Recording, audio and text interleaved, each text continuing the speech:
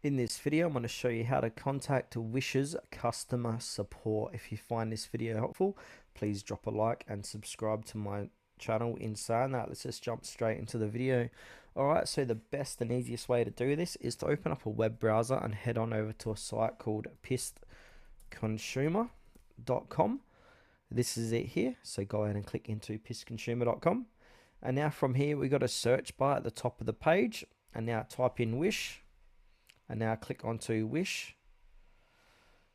And now once this page loads, we want to scroll down, navigate down, and then we got reviews, Q&A, contacts. Go ahead and click onto contacts.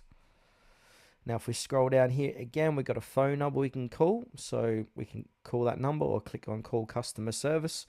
On the right hand side, we've got a couple of different emails, so we've got legal, support and brand protection, all at wish.com. So yeah, this is a couple of ways how to reach Wish's customer support.